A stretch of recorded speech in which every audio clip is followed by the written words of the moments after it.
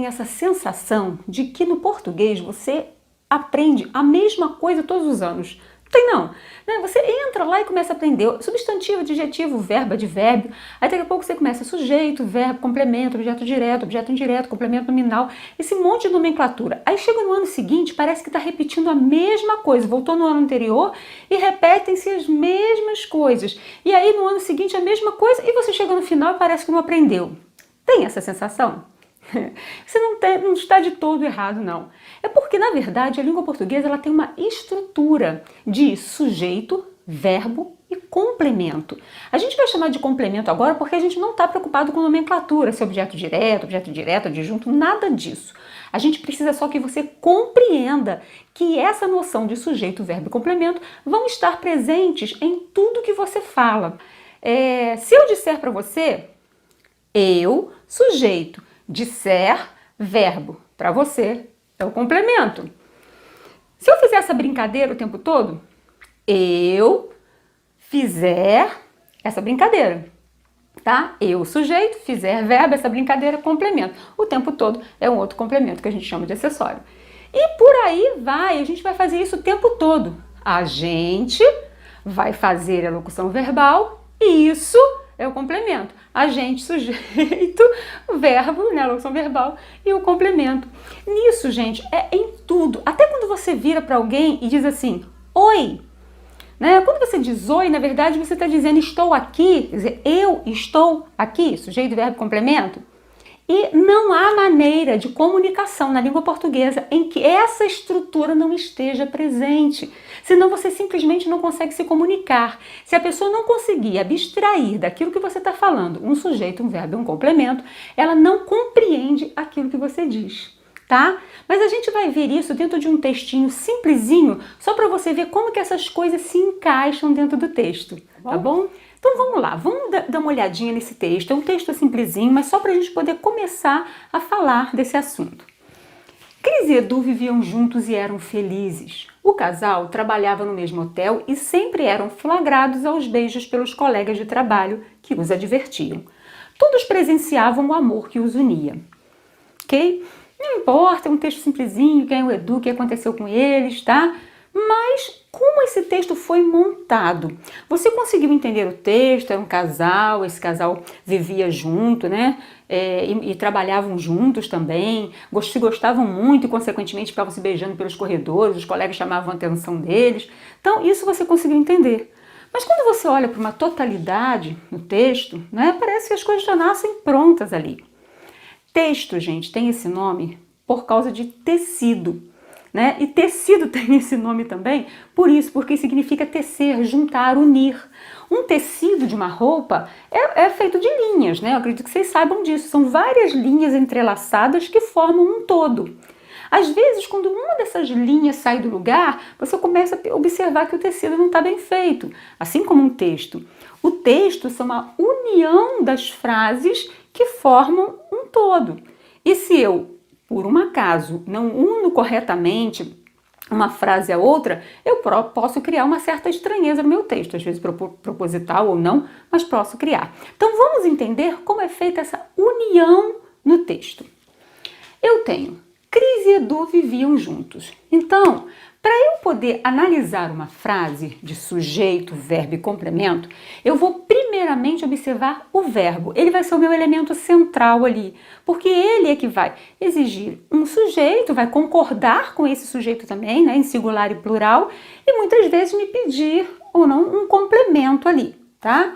Então eu vou ter viviam, é um verbo, eram, é outro verbo, trabalhava, é outro verbo, mesmo hotel não é verbo sempre, eram flagrados aos beijos pelos colegas de trabalho. Observa que trabalho aqui não é verbo, porque eu não estou falando eu trabalho, né? É a qualificação dos colegas, colegas de trabalho. E aqui eu tenho advertiam, aqui eu tenho presenciavam e aqui eu tenho uniam. Então, se eu tenho 1, 2, 3, 4, 5, 6, 7 verbos, eu vou ter que ter 7 tipos de sujeito e 7 tipos de complemento, tá? Isso mesmo, tá? Eu tenho que ter, nem que seja oculto, nem que o sujeito se chame inexistente, tá? Mas eu tenho que ter um tipo de sujeito e um tipo de complemento para cada verbo desse. E aí eu vou lá, viviam. Como que eu acho o sujeito mesmo? Eu pergunto antes do verbo, né? O que ou quem fez aquilo. Então, quem vivia junto? Cris e Edu. Então, aqui está o meu sujeito, tá? Aqui está o meu verbo. E viviam como? De que modo, né?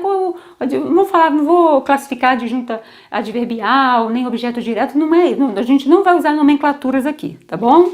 Então, aqui eu tenho o complemento desse verbo. Então, eu já tenho a minha estrutura completa. Sujeito, verbo e complemento. Eu tenho um E, que é uma conjunção, ela está ligando as ideias, né? Está dizendo que Cris e Edu viviam juntos e uma informação a mais sobre Cris e Edu. Aqui, então, começa a minha segunda frase. Eram felizes. Quem era feliz? Isso, Cris e Edu. Mas as palavras Cris e Edu, elas estão escritas na frase anterior, não é isso? Ela não está escrita aqui. Aqui ela está oculta. É o meu sujeito oculto. Sujeito oculto é isso, é quando eu vou escrever uma coisa e por algum motivo eu opto por não colocar a palavra ali, porque ela é facilmente subentendida pelo meu leitor, tá? Posteriormente a gente vai discutir a diferença entre sujeito oculto e sujeito desinencial. Eles não são a mesma coisa, tá bom? Mas isso é mais pra frente. Então aqui eu tenho um sujeito oculto, tá? Então o meu sujeito está oculto aqui, o meu verbo está aqui, eles eram o quê? Felizes. Aqui está o meu complemento. Então, eu já tenho sujeito, oculto, verbo e complemento. Acabei? O que eu tenho que ter de novo? Isso aí. Eu tenho que ter novamente um sujeito, um verbo e um complemento. E eu vou lá. Trabalhava. Quem trabalhava? Cris e Edu. Tá. Mas existe uma palavra que está substituindo Cris e Edu agora. O autor, ele optou por botar uma palavra para substituir. Ele poderia colocar um pronome, né? Eles, fazer um sujeito pronominal, eles trabalhavam. Ele poderia colocar sujeito oculto novamente, né? Trabalhavam. Mas aí ele optou por usar uma palavra. E aí, gente, o que eu preciso entender é que nessa estrutura o meu sujeito é essa palavra que está aqui, o casal. Por isso o verbo no singular. Porque está concordando com uma palavra que, embora dê ideia de duas pessoas, é uma palavra singular e eu sei disso por causa desse ozinho aqui, tá? Então, o casal. Eu venho aqui, o casal trabalhava, aqui eu tenho o verbo, eles trabalhavam no mesmo hotel, é um complemento, né, de lugar, e aí eu tenho a minha oração completa aqui, sujeito, verbo e complemento. Aí eu vou ter um E novamente, quer dizer, eu vou dar uma outra informação sobre o casal. Sempre eram flagrados aos beijos pelos colegas de trabalho. Então, até aqui, eu só tenho esse verbo, tá vendo? Então, a minha estrutura inteira está até aqui. Agora, observe que aqui a gente tem um problema, né? Se eu vou perguntar assim, eram flagrados, quem era flagrado? Você vai me dizer que é Cris e Edu. Mas acontece que se você observar, esse verbo ser aqui, ele está substituindo a palavra casal. Porque aqui é como se eu dissesse assim, ó, o casal trabalhava no mesmo hotel, o casal sempre era flagrado. Então, eu não poderia fazer plural aqui. Ah, mas existe a concordância ideológica, tudo bem. Né? Ainda existem figuras de linguagem, né? Algum momento em que eu posso fazer uma concordância com a ideia, não é de todo errado. Mas se eu for pensar na questão gramatical mesmo, né? Aqui, o meu sujeito oculto é o casal, não é Cris e Edu, tá bom? E aí eu continuo. Aos beijos pelos colegas de trabalho, eu tenho aqui, né, um complemento de modo, aqui um complemento de agente, minha frase acabou aqui. Aí eu tenho o próximo verbo, advertiam. Quem advertia? Quem advertia quem? Olha lá. Os colegas de trabalho advertiam Cris e Edu. Aqui, ó, daqui, desse que até aqui, eu tenho sujeito, verbo e complemento, tá? E você primeiramente poderia pensar que o sujeito está oculto, né? Advertiam. Quem advertiu? Os colegas de trabalho. Ah, então ficou oculto aqui. Mas se você pensar que ficou oculto, observa que se eu tirar esse que da frase, fica estranho, ó. Pelos colegas de trabalho, os advertiam. estranho, esse que faz uma falta aqui, tá vendo? Por quê? Porque esse que é o que a gente chama de pronome relativo. Ele substitui a palavra que está antes dele, ele está substituindo colegas de trabalho. E aí eu teria, usando então essa substituição, se eu não substituísse, se eu repetisse, eu teria os colegas de trabalho advertiam. Advertiam quem? Quem é o complemento? Cris e Edu. Onde está Cris e Edu aqui nessa estrutura? Aqui, ó. Esse aqui é o Cris e Edu. Os advertiam, quer dizer, advertiam Cris e Edu. Então, se eu não fizesse a substituição, eu teria os colegas de trabalho advertiam Cris e Edu. Tá? Eu colocaria na ordem, né, direta, ficaria melhor ali, tá? Mas com relação ao os, eu precisei colocar aqui perto do que. Mas não importa também, tá bom? Então eu tenho o sujeito, que está substituindo os colegas de trabalho, o verbo e o complemento, substituindo Cris e Edu. Na próxima estrutura, o que eu tenho que ter mesmo, hein? Isso, sujeito, verbo, complemento, de novo. Então eu vou lá. Presenciavam. Quem presenciava? Todos. Muito bem. Sujeito pronominal, porque ele está substituindo os colegas de trabalho, né? Todos presenciavam o amor que os unia. Observa que esse todos, ele se chama se chama pronome indefinido, né? Porque quando eu digo todos, eu imagino os colegas de trabalho, que é o que eu citei no texto, mas o autor também pode estar determinando para mim, né? Todas as pessoas que conheciam Cris e Edu, né? Nessa ideia mais generalizada também. Mas ele é um pronome, tá? Um sujeito pronominal, é plural, então por isso que o verbo foi plural, mas ele não é composto, ele é uma palavra só, ele é um sujeito simples, né? E aí eu tenho presenciavam. Presenciavam o quê? O amor. Então aqui é o meu complemento, tá?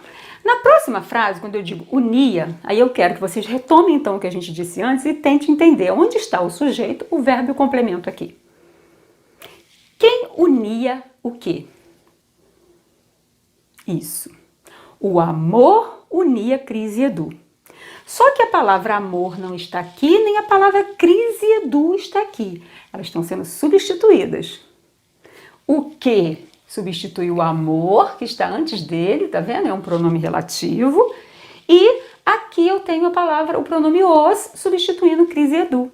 Então eu teria o amor unia Cris e Edu. Só nessa substituição. Ok? Isso. Então, o que a gente precisa entender por enquanto dessa matéria? O que é coesão? Quando eu retomo elementos da frase anterior para não ficar repetindo aquele mesmo elemento toda hora. A coesão, ela pode ser por retomada, ou seja, usar uma palavra que retome a palavra anterior, ou por junção, quando eu uso uma conjunção que liga uma frase a outra frase. Ok? Explicadinho até aqui? Que bom. Beijo grande, até a próxima.